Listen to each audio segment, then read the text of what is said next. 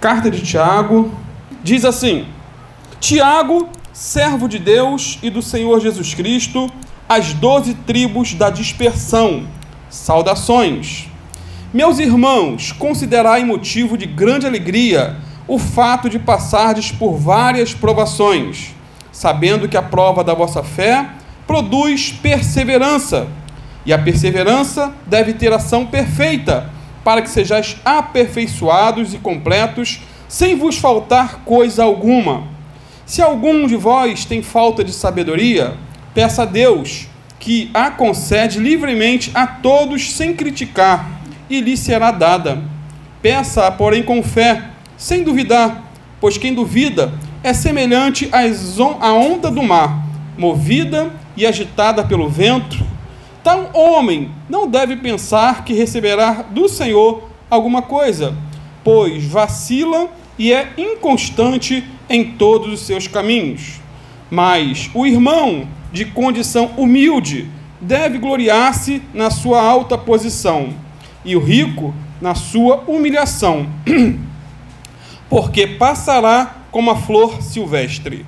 Pois o sol se levanta em seu ardor e seca a relva. Então sua flor cai e sua beleza desaparece. Assim também o rico murchará em seus caminhos. Feliz é o homem que suporta a provação com perseverança, porque depois de aprovado, receberá a coroa da vida, que o Senhor prometeu aos que o amam. Quando tentado, ninguém deve dizer, sou tentado por Deus, pois Deus não pode ser tentado pelo mal e a ninguém tenta. Mas cada um é tentado quando atraído e seduzido por seu próprio desejo. Então, o desejo, tendo concebido, dá à luz o pecado, e o pecado, após se consumar, gera a morte. Meus amados irmãos, não vos enganeis. Toda boa dádiva e todo dom perfeito vem do alto, e descem do Pai das luzes, em quem não há mudança nem sombra de variação. Segundo a sua vontade, ele nos gerou pela palavra da verdade, para que fôssemos como os primeiros frutos das suas criaturas.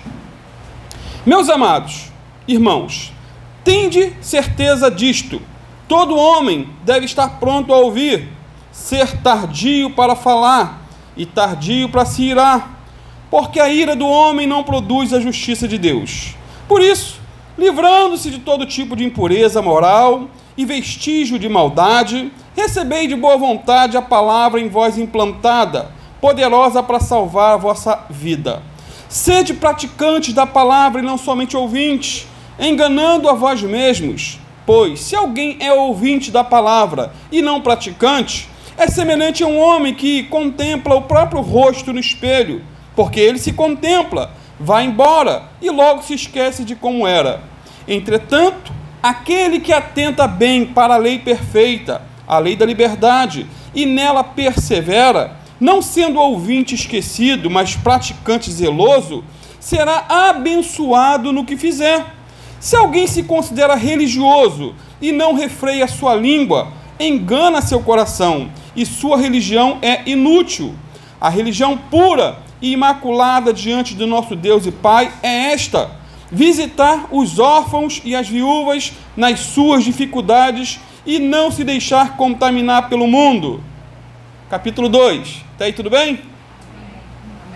Meus irmãos, como tendes fé em nosso Senhor Jesus Cristo, Senhor da glória, não façais discriminação de pessoas, porque se entrar na vossa reunião algum homem com um anel de ouro no dedo e roupas caras, e entrar também algum pobre com roupas sujas, e mostrardes atenção para o que vem com roupas caras, e lhes disserdes, senta-te aqui no lugar de honra, e disserdes ao pobre, fica em pé, ou senta-se junto ao estrado onde ponho meus pés, não estareis fazendo distinção entre vós mesmos, e não vos tornareis juízes que se baseiam em padrões malignos?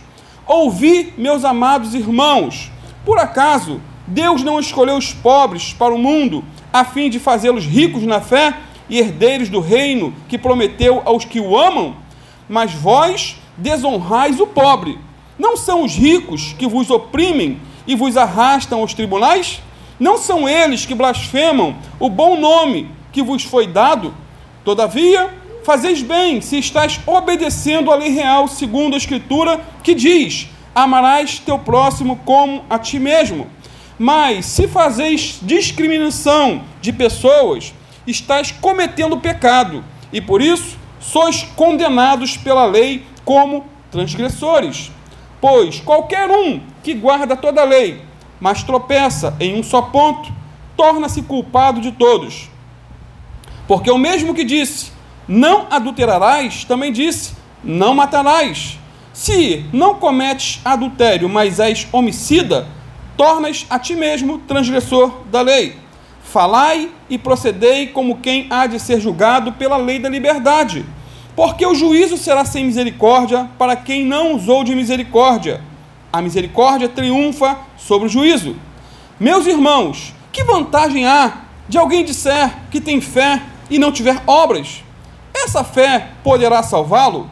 Se um irmão ou irmã estiverem necessitados de roupas e de alimento de cada dia, e algum de vós lhe disser: ide em paz, aquecei-vos e saciai-vos, e não lhes derdes as coisas necessárias para o corpo, que vantagem há nisso?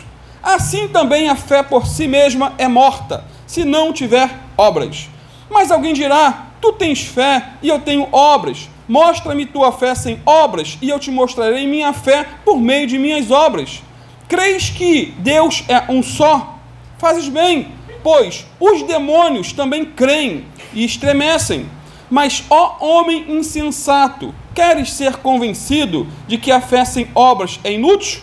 Não foi pelas obras que nosso pai Abraão foi justificado quando ofereceu sobre o altar seu filho Isaque?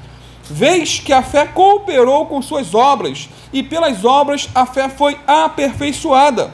Assim se cumpriu a Escritura que diz: Abraão creu em Deus, e isso lhe foi atribuído como justiça, e ele foi chamado amigo de Deus. Vedes então que o homem é justificado pelas obras e não somente pela fé. De igual modo, a prostituta Raabe não foi também justificada pelas obras quando acolheu os espias e os fez sair por outro caminho? Pois, assim como o corpo sem o espírito está morto, também a fé sem obras está morta. Capítulo de número 3. Meus irmãos, muitos de vós não devem ser mestres, sabendo que seremos julgados de forma mais severa. Todos tropeçamos em muitas coisas. Se alguém não tropeça no falar, esse homem é perfeito e capaz de refrear também o seu corpo. Se colocamos freios na boca dos cavalos para que nos obedeçam, então conseguimos dirigir-lhes o corpo todo. Vede também os navios, embora tão grandes e levados por ventos impetuosos, são conduzidos por um pequeno leme, para onde o timoneiro quer. Assim também a língua é um pequeno membro do corpo, mas se gaba de grandes coisas. Vede como um grande bosque é incendiado por uma faísca. A língua também é um fogo. Sim, como um mundo de maldades, ela é colocada entre os membros do nosso corpo, contamina todo o corpo e põe em chamas o curso da nossa existência, sendo por sua vez posta em chamas pelo inferno. Pois toda espécie de aves, de feras, répteis e animais marinhos doma-se e tem sido domada pelo gênero humano, mas nenhum homem pode domar a língua. É um mal que não se pode conter. Está cheia de veneno mortal. Com a língua, bendizemos o Senhor e Pai, e com ela amaldiçoamos os homens, feitos à semelhança de Deus. Da mesma boca procedem bênção e maldição. Meus irmãos, isso não deve ser assim. Será que da mesma fonte podem jorrar água doce e água amarga? Meus irmãos, acaso uma figueira pode produzir azeitonas, ou uma videira figos? Tampouco uma fonte de água salgada pode dar água doce. Não pode. Quem entre vós é sábio e tem conhecimento? Mostre suas obras pelo seu bom procedimento, em humildade de sabedoria. Mas não vos orgulheis, nem mintais contra a verdade. Se tendes inveja amarga e sentimento ambicioso no coração. Essa não é a sabedoria que vem do alto, mas é terrena, animal e demoníaca, pois onde há inveja e sentimento ambicioso, aí há confusão e todo tipo de práticas nocivas. Mas a sabedoria que vem do alto é, em primeiro lugar, pura, depois pacífica, moderada, tratável, cheia de misericórdia e de bons frutos, imparcial e sem hipocrisia. O fruto da justiça semeia-se em paz para aqueles que promovem a paz. Capítulo 4. De onde vêm as guerras e discórdias que há entre vós? Será que não vem dos prazeres que guerreiam nos membros do vosso corpo? Cobiçais e nada conseguis, matais e invejais e não podeis obter, brigais e fazeis guerras, nada tendes porque não pedis, pedis e não recebeis, porque pedis de modo errado, só para gastardes em vossos prazeres. Infiéis, não sabeis que a amizade do mundo é inimizade contra Deus? Portanto, quem quiser ser amigo do mundo, se coloca na posição de inimigo de Deus. Ou pensais ser sem motivo, que a Escritura diz, o Espírito que ele fez habitar em nós tem muito ciúme? Todavia, ele nos dá maior graça. Portanto, ele diz, Deus se opõe aos arrogantes, porém dá graça aos humildes. Assim, sujeitai-vos a Deus, mas resisti ao diabo, e ele fugirá de vós. Achegai-vos a Deus, e ele se achegará a vós. Pecadores, limpai as mãos, e vós que sois vacilantes, purificai vosso coração. Entristecei-vos, lamentai, chorai, que o vosso riso se transforme em lamento, e a vossa alegria em tristeza. Humilhai-vos diante do Senhor, e ele vos exaltará. Irmãos, não faleis mal um dos outros. Quem fala mal de um irmão e julga, fala mal da lei e a julga. Se julgas a lei, já não és cumpridor, mas juiz. Há um só legislador e juiz, aquele que pode salvar e destruir. Mas quem és tu que julga o próximo? Agora, prestai atenção, vós que dizeis, hoje ou amanhã, iremos a tal cidade, lá passaremos um ano, negociaremos e teremos lucro. No entanto, não sabeis o que acontecerá no dia de amanhã. O que é a vossa vida? Sois como uma névoa que aparece por pouco tempo e logo se dissipa. Em vez disso, devias dizer, se o Senhor quiser, viveremos e faremos isto ou aquilo. Mas vos orgulhais da vossa arrogância. Todo orgulho como esse é maligno. Portanto, aquele que sabe que deve fazer o bem e não faz, comete pecado. Agora, prestai atenção, vós ricos, chorai e lamentai, por causa das desgraças que virão sobre vós. Vossas riquezas estão podres, e vossas roupas ruídas pela traça. Vosso ouro e vossa prata estão enferrujados, e a ferrugem testemunhará contra vós, e devorará vossa carne como fogo. Tendes juntado tesouro nos últimos dias. O salário que desonestamente deixaste de pagar aos trabalhadores que colheram nos vossos campos, clama. Os clamores dos ceifeiros chegaram aos ouvidos do Senhor dos Exércitos.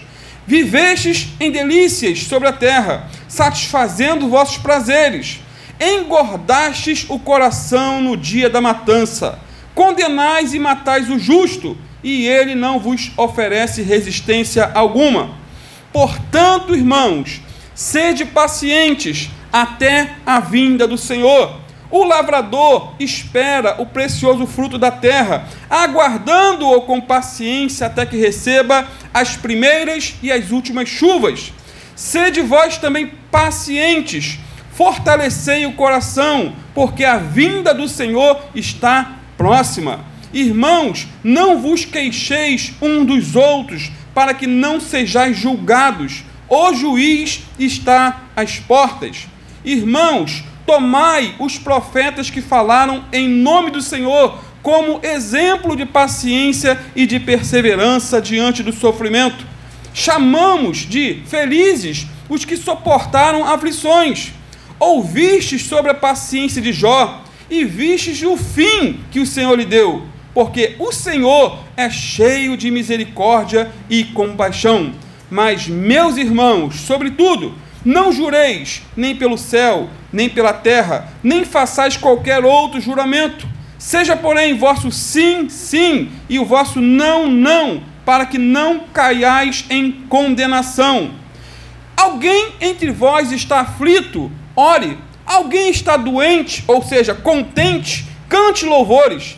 Alguém de vós está doente? Chame os presbíteros da igreja para que estes orem sobre ele, ungindo-o com óleo em nome do Senhor. E a oração da fé salvará o doente, e o Senhor o levantará, e se houver cometido pecados, será perdoado. Portanto, confessai vossos pecados uns aos outros, e orai uns pelos outros para serdes curados. A súplica de um justo é muito eficaz. Elias era um homem humano e frágil, como nós. Ele orou com insistência para que não chovesse, e por 3 anos e 6 meses não choveu sobre a terra. Ele orou outra vez, e o céu deu chuva, e a terra produziu seu fruto. Meus irmãos, se algum de vós se desviar da verdade, e alguém o reconduzir a ela, sabei que aquele que fizer um pecador retornar do erro do seu caminho, salvará da morte uma vida, e cobrirá uma multidão de pecados. Amém? Para vocês foi fácil, para mim foi difícil. Queridos, esse tipo de leitura é fundamental. Uma leitura corrida de um livro da Bíblia. Pegue Salmos, por exemplo, 150 Salmos, e o 119, que é o maior de todos. Mas é bom que nós pegamos uma visão geral do livro, o que será tratado nos próximos meses, se assim o Senhor permitir. Claro que de vez em quando vou estar dando uma folga em Tiago, como fiz em Jonas, tratando de outros assuntos. E o que eu quero me ater hoje é ao versículo 1. Tiago, servo de Deus e do Senhor Jesus Cristo, as 12 tribos que andam dispersas, saúde. Só esse versículo para a mensagem e meditação de hoje, em nome de Jesus. Irmãos, a carta de Tiago é um dos livros mais atuais e necessários para a igreja da atualidade. Essa carta é muito amada pelo povo de Deus, por causa da sua praticidade, né? Praticidade. Quem leu agora comigo viu. Ah, pastor, tem algumas coisas que eu não entendi, eu também não entendo tudo. Mas fique com o que você entendeu. Coloque no bolso o que você entendeu. Então, Tiago trata de assuntos do cotidiano, do dia a dia. Inclusive, ele é chamado por muitos de provérbios do Antigo Testamento. Quem gosta de provérbios aí? Tiago é o provérbio do Antigo Testamento, no Novo Testamento. No Novo. Pois assim como Provérbios é um livro prático de sabedoria para o dia a dia, assim também é essa carta de Tiago. Muitos eruditos comparam também essa epístola, com o Sermão do Monte, por causa de seus princípios práticos, tratando de temas do cotidiano de maneira objetiva e direta. Os assuntos da carta de Tiago são os mais variados possíveis.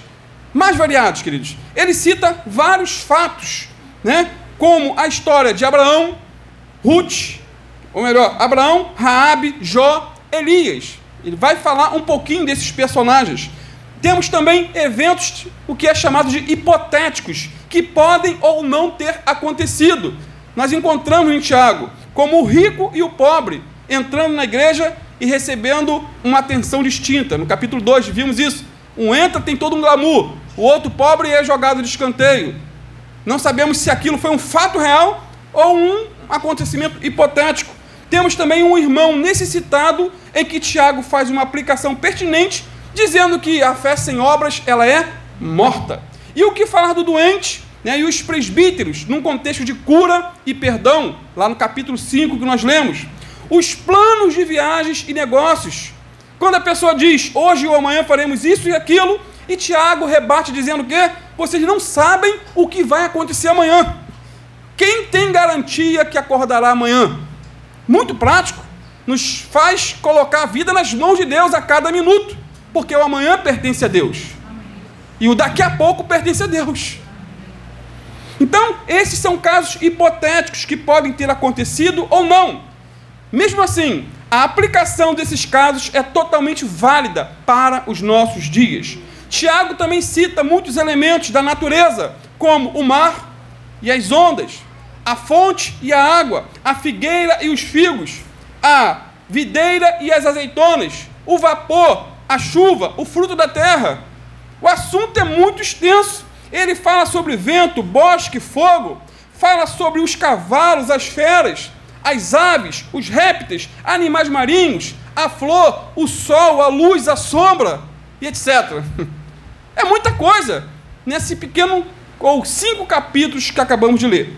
E o que falar das figuras de linguagem dessa carta? São muitas. Por exemplo, ele diz que a língua é um fogo. Afirmou, capítulo 3, a língua é fogo. Sabemos, queridos, que a língua não é um fogo, mas a destruição que ambos produzem são equivalentes.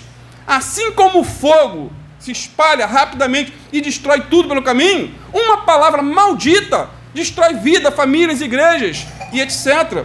Diz ainda que a língua está cheia de veneno mortal. Olha só. Língua cheia e amuralhada por dentes, né? Por isso que temos 2 ouvidos e uma boca, para ouvir mais e falar menos. E mais uma vez, a língua não tem veneno mortal, literalmente falando, mas é uma comparação excelente, pois assim como o veneno mata, a língua também mata. Pode dar vida, mas pode matar. Uma outra figura, Tiago diz, capítulo 1,15, a cobiça concebe e dá à luz o pecado, e o pecado, sendo consumado, gera a morte. Interessante, aqui Tiago compara a cobiça a uma mulher que está grávida do pecado, que consequentemente gera morte. E vamos ver tudo isso, se Deus quiser. Temos também a ordem para os pecadores limparem as mãos. Queridos, sabemos que o pecado não suja a mão, literalmente falando, mas suja o coração. Mas vai usar-se muitas figuras de linguagem para nos advertir.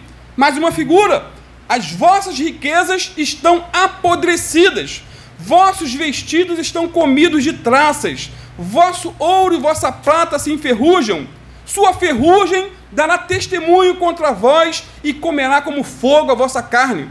Falando do ganancioso, do rico, do avarento, que só pensa em ajuntar, acumular para sua própria condenação.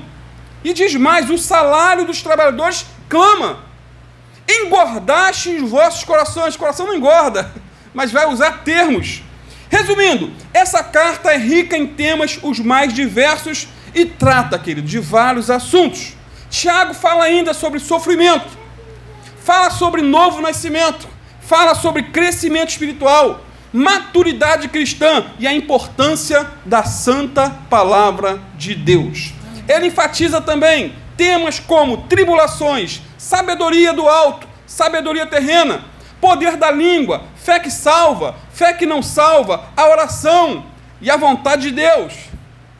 Irmãos, os assuntos são diversos nessa carta. E o público também que leria essa carta era por demais diversificado.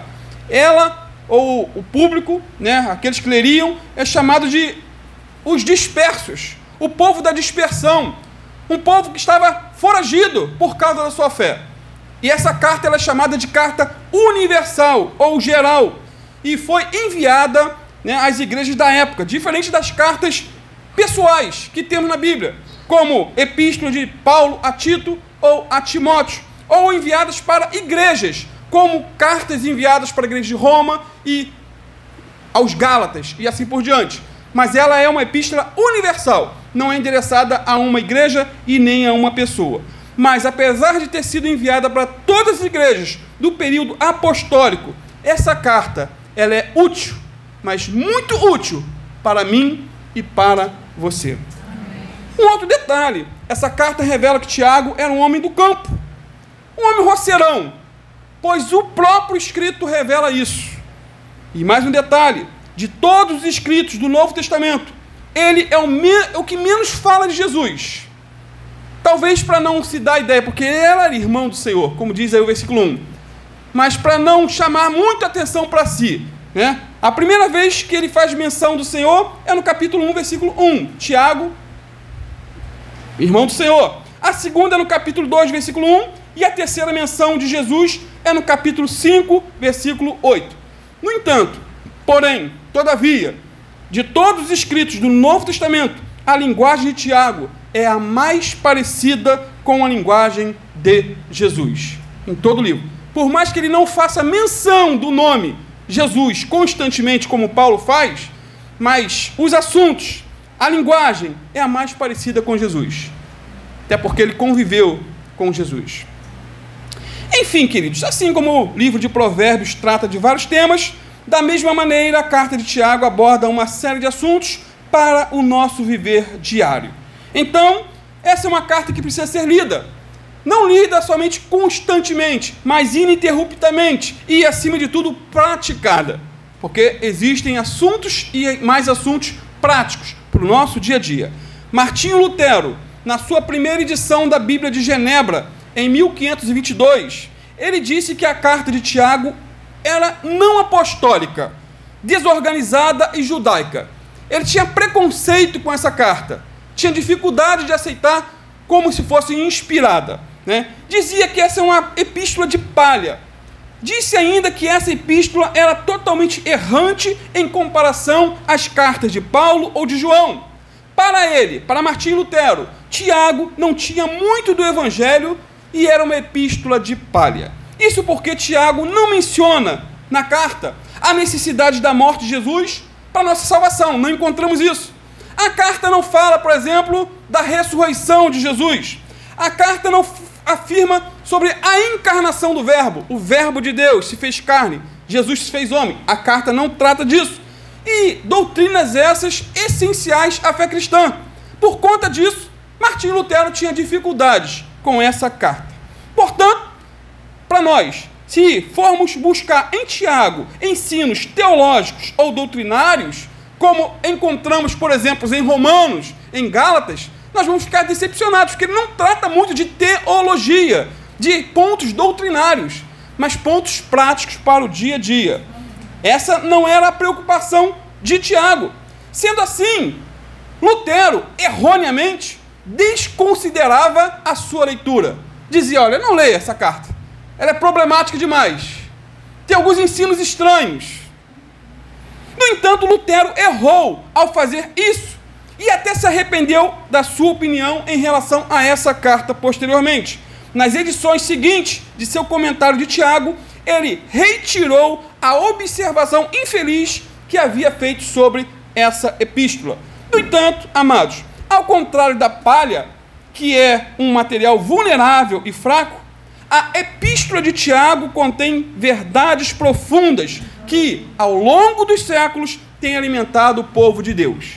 Palha não alimenta, mas a carta de Tiago é alimento, é tutano, e tem alimentado as nossas almas, assim como as demais escrituras para a glória de Deus. Essa epístola é feita de material permanente, durável, e que ao longo de gerações tem abençoado a igreja e os cristãos, criando no coração deles um fogo muito mais profundo e muito mais duradouro do que qualquer fogo de palha, diz determinado comentarista. Agora, queridos, a melhor maneira de adentrar diretamente no texto, lido no início, versículo 1, Tiago 1:1, é fazendo algumas considerações, rapidamente. Em primeiro lugar, vejamos quem foi o autor dessa carta. Ele se apresenta aí no versículo 1 como Tiago, servo de Deus e de Jesus Cristo. É assim que está na tua Bíblia? Tiago, servo de Deus e de Jesus Cristo. Existem basicamente os principais 3 pessoas com o nome de Tiago no Novo Testamento. Existem mais, mas os que mais destacam são 3. Primeiro, Tiago, filho de Zebedeu, que foi irmão do apóstolo João. O Senhor Jesus até apelidou esses irmãos, de filhos do trovão. Eles eram impulsivos, por assim dizer. Ele foi o primeiro apóstolo a ser martirizado, lá em Atos 12.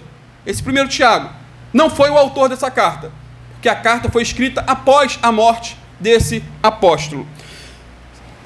Segundo, temos também o Tiago, filho de Alfeu, que não tem nenhuma expressão no Novo Testamento. E o terceiro Tiago é o irmão do Senhor Jesus, irmão por parte de mãe, pois Jesus não teve um pai biológico, ou seja, Jesus foi concebido pelo Espírito Santo, de maneira milagrosa, inexplicável, e não tente imaginar como se deu. Porém, Tiago foi filho de Maria com José. Existe, queridos, uma unanimidade dentro da igreja, de forma geral, da história, que acredita que esse era ou foi o autor da epístola. Tiago, irmão do Senhor Jesus. Agora, como ele pode ter sido o autor dessa carta, se a Bíblia apresenta ele, um pouco antes da morte de Jesus, como uma pessoa incrédula? Como ele pode ter escrito uma carta dessa? Lá em João 7,15, diz assim: pois nem seus irmãos criam nele. Tiago estava incluído. Nenhum dos irmãos criam em Jesus. Zombavam, achavam ele um doido varrido. Como que depois ele veio a ser bispo da igreja de Jerusalém e veio a escrever uma carta? Com certeza algo muito marcante aconteceu em sua vida para transformar sua incredulidade em fé, Pois em Atos 1,14 nós vemos uma reunião de oração e os irmãos de Jesus ali presentes, Maria e os seus irmãos, Jesus já ressuscitado. Em pouco tempo, pouquíssimo tempo, ele já está numa reunião de oração. Tem crente que já está há mais de anos e não ora. Será o que aconteceu entre o Evangelho de João, que diz que ele era incrédulo, e o livro de Atos, que o apresenta como crente? Paulo diz em 1 Coríntios 15, versículos 6 e 7, que Jesus apareceu a Tiago depois de ressuscitado. Com certeza, querido, depois de ver seu irmão ou meio-irmão morrer numa cruz e após 3 dias ressuscitar, o levou a ver que, de fato, Jesus era o Messias, o Salvador, o Senhor. Ele é Deus. Glória a Deus, aleluia. E depois dessa experiência, Tiago se tornou escravo de Cristo por amor, servo do Senhor. Ele passou a ser um dos discípulos de Jesus, juntamente com seus outros irmãos. E mais à frente, queridos, ele foi eleito como bispo da igreja de Jerusalém. Em Gálatas 1, 18 e 19, Paulo diz que quando foi a Jerusalém para ver Pedro, teve também um encontro com Tiago, irmão do Senhor. Nessa época, Tiago já era muito respeitado nas igrejas. O Tiago, autor dessa carta que acabamos de ler. Quando lemos Atos 15, onde se discutia a admissão de gentios na igreja, Tiago deu a palavra final. E quando ele deu a palavra final, se encerrou a conversa. Você vê a autoridade que ele tinha na igreja primitiva. E essa palavra final foi aceita por todos, de maneira unânime, mesmo Tiago não fazendo parte do grupo apostólico. Agora, o que a história revela sobre Tiago? A parte da Bíblia. Não um assunto, como que eu posso dizer? Fora da Bíblia. É extra-bíblico. O que a história diz sobre esse Tiago? Jerônimo diz que depois da morte e ressurreição do Senhor Jesus, Tiago foi imediatamente ordenado bispo da igreja de Jerusalém pelos apóstolos. Diz ainda, queridos, que ele pastoreou essa igreja por cerca de 30 anos, ou seja, até o 7º ano do reinado de Nero, um dos homens mais terríveis que pisaram nessa terra. Tiago foi, por assim dizer, um novo convertido que se tornou bispo. Em pouco tempo, ele já era bispo da igreja de Jerusalém. Essa não é uma regra, mas foi uma exceção naquele contexto. Tiago também era chamado de o justo, por causa da sua integridade moral. Era um homem irrepreensível, de fibra, de caráter. Um homem sem mácula aos olhos humanos. Segundo a tradição, ele foi martirizado entre os anos 62 e 63 pelos judeus. Ele foi jogado do pináculo do templo por uma multidão furiosa e depois apedrejado e, por fim, levou-lhe uma pancada de madeira na cabeça e veio a falecer. Alguns historiadores entendem que Tiago, com sua vida intensa de oração, foi como que um freio moral em relação ao juízo que estava por vir sobre a cidade de Jerusalém. Estava por vir e veio. Isso porque logo após a sua morte, no ano 63, os romanos começaram a cercar a cidade de Jerusalém. E quando chegou o ano 70, os romanos destruíram totalmente a cidade de Jerusalém.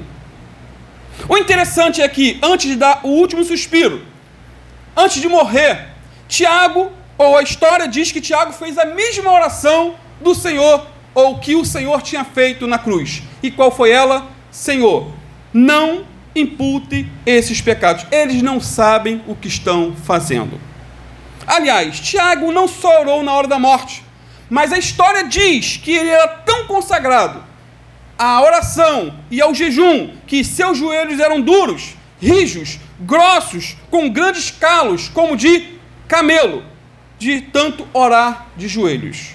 Egésipo diz que Tiago costumava entrar sozinho no templo e ficar ali de joelhos, intercedendo pelo povo por longas horas, ao ponto de seus joelhos criarem calos como os de um camelo. Por fim, queridos, a nível de história, em dezembro de 2002, foi encontrado um ossuário em Jerusalém, com a seguinte inscrição em aramaico: Tiago, filho de José, irmão de Jesus. Essa descoberta arqueológica, foi destaque internacional nas principais manchetes da época. Foram feitas muitas pesquisas nesse ossuário e na inscrição. A conclusão a que se chegou foi que o ossuário e a frase eram do primeiro século da era cristã. E provavelmente os ossos são de Tiago, que foram descobertos em 2002. E essa descoberta poderia fornecer a primeira evidência arqueológica da existência de Jesus, porque não há prova arqueológica acerca da existência de Jesus. Há provas escritas, documentos, mas não a nível de arqueologia. E, sendo comprovado, esse ossuário de Tiago, irmão de Jesus, é um dos primeiros ou principais provas com relação à pessoa de Jesus. Portanto, já vimos quem foi o autor dessa carta. Em segundo lugar, queridos, Tiago faz uma apresentação bastante humilde da sua pessoa. Ele se apresenta como servo de Deus e do Senhor Jesus Cristo. Servo de Deus. O interessante é que Tiago não se apresenta como uma das colunas da igreja. Ele não se apresenta como bispo da igreja de Jerusalém. Ele não se apresenta como apóstolo, paipóstolo, bispo-mor. Títulos tão cobiçados, almejados, desejados na igreja atual. De tal maneira que determinado pastor, se você chamar ele se ele tem título de bispo, chamar de pastor, ele fica bravo com você. Eu não sou pastor, sou bispo. Me respeite. Ele não arroga para si, queridos, o título de apóstolo, muito menos se apresenta como irmão do Senhor Jesus. Ele não é chefe, ele é servo do Senhor Jesus. Servo de Deus, do Senhor Jesus. Ele diz simplesmente que era servo de Deus e servo de Jesus Cristo, apesar de ocupar uma posição de destaque dentro daquela comunidade. De incrédulo a crente, de crente a líder, de líder a servo do Senhor. Servo e nada mais. Assim era Tiago. E eu vejo nisso muita humildade, queridos, nesse servo do Senhor. Muita humildade. Essa é a transformação que o Evangelho produz no ser humano. E se não há essa transformação, é porque não houve conversão. É impossível alguém ser um verdadeiro cristão sem primeiro ser humilde de espírito. É impossível alguém ser um genuíno servo de Deus e ao mesmo tempo nutrir em seu coração orgulho e vaidade. É impossível alguém ser um verdadeiro servo de Deus e ao mesmo tempo buscar fama, status, reconhecimento e aplauso dos homens. Quer os holofotes para si, quer brilhar, quer chamar atenção. Aí me faz lembrar daquela propaganda atrás do ônibus. Uma mulher com uma melancia na cabeça. Você quer chamar atenção? Anuncie aqui. Põe uma melancia na cabeça que você vai brilhar, vai chamar atenção. Sabe qual a grande realidade? Muitas instituições evangélicas são governadas em estilo monárquico, com a voz do líder sendo inquestionável. O que ele fala é lei, e ninguém pode questionar. Mas pastor, isso não está na Bíblia. Não, mas independente, eu falei. Irmãos, quem é servo de Cristo se preocupa em jogar o holofote para Jesus e não para si mesmo. Na igreja de Jesus não existe patente alta, não existe patente baixa. Todos estão nivelados, todos precisam ser servos de Deus e servos de Jesus Cristo. Portanto, não nascemos para brilhar. Fala para teu irmão, fala. Eu não gosto disso não, mas você não nasceu para brilhar não, meu irmão. Jesus que tem que brilhar.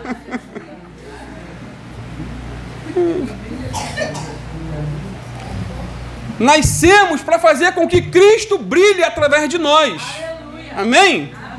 Nós somos como a lua, que só reflete a luz do sol. Jesus é o sol, ele deve brilhar. Amém. Em Marcos 9,35, Jesus disse: quem quiser ser o primeiro, deve ser o último de todos e servo de todos. Quer ser o primeiro? Sirva.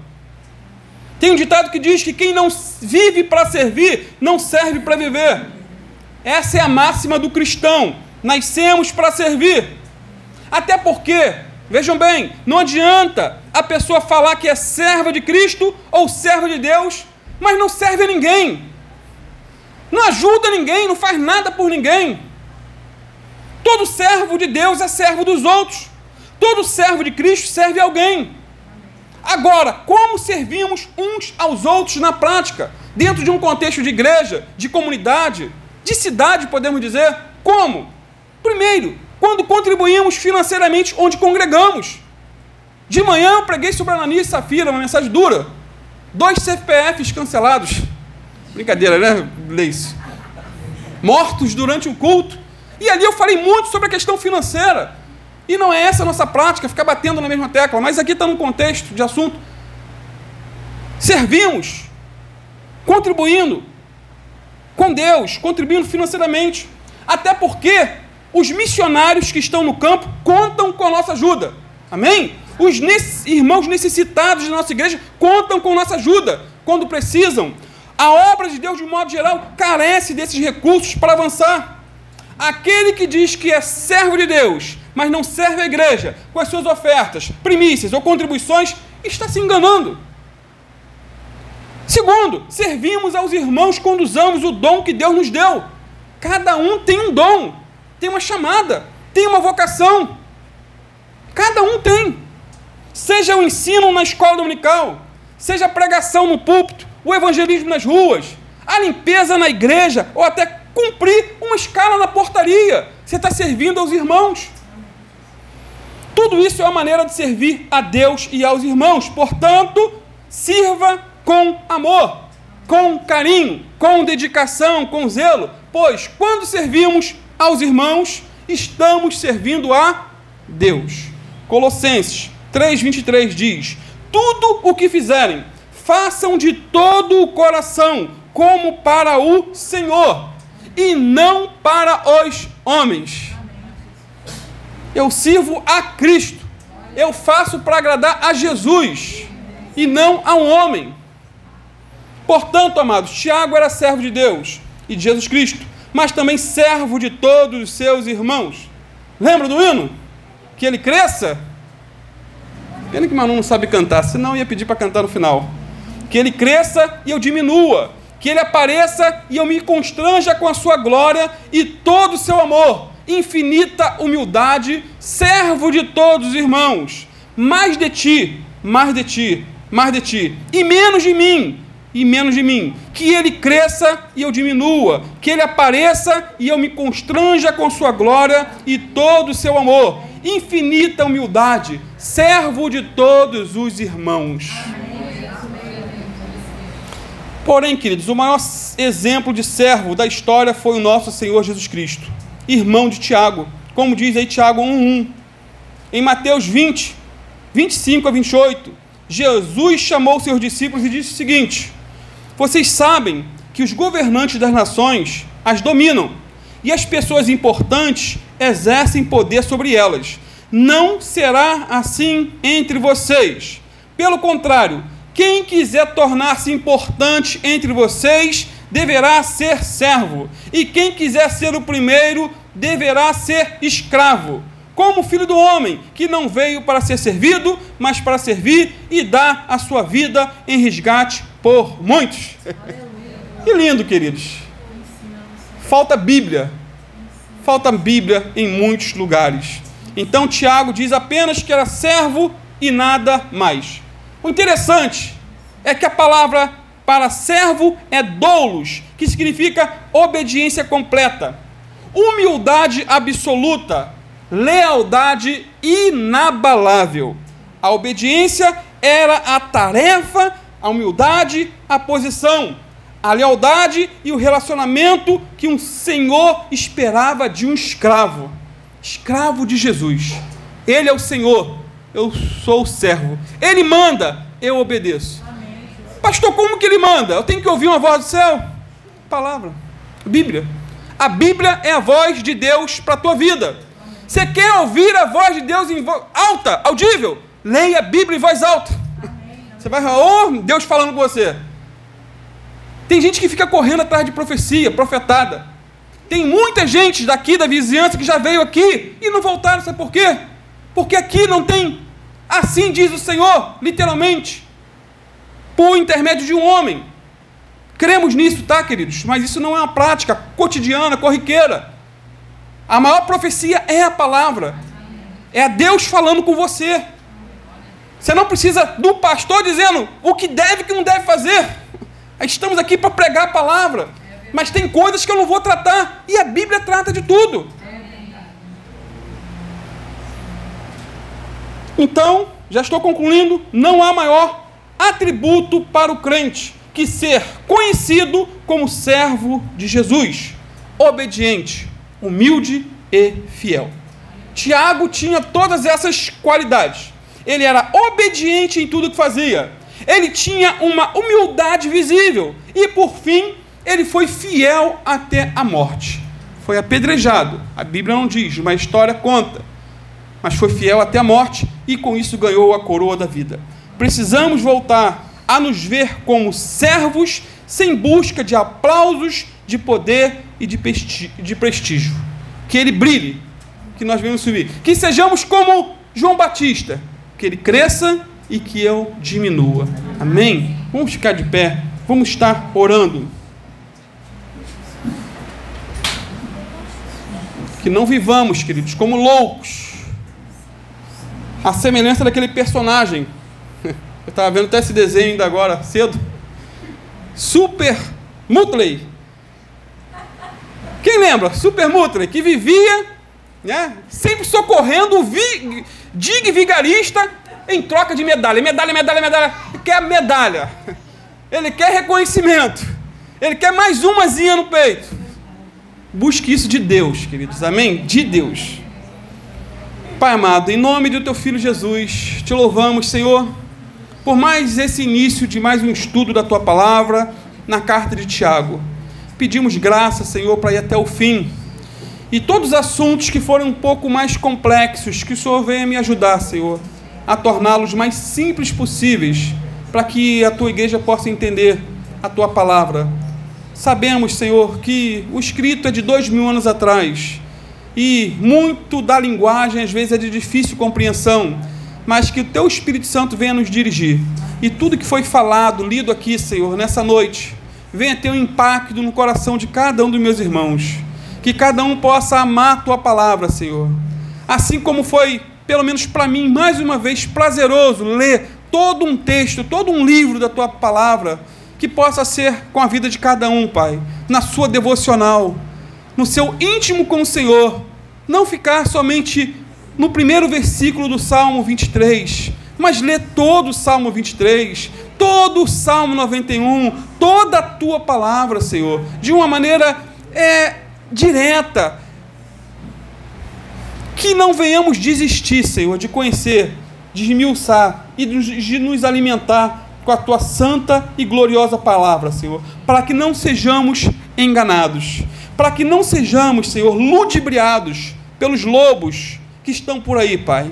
E como tem, Senhor, e eu fico pensando como tem gente idiota, Pai, que acredita em tudo, acredita até em Papai Noel e não vai acreditar em falsos pastores, que fazem promessas mirabolantes, e as pessoas acreditam, meu Deus. Que o Senhor venha ter misericórdia e nos guardar desses homens, em nome de Jesus, e nos livre de sermos esses homens, dessa espécie, em nome de Jesus. Toma a Tua igreja em Tuas mãos, abençoa o Teu povo nessa noite, para a glória do Teu santo e bendito nome, em nome de Jesus.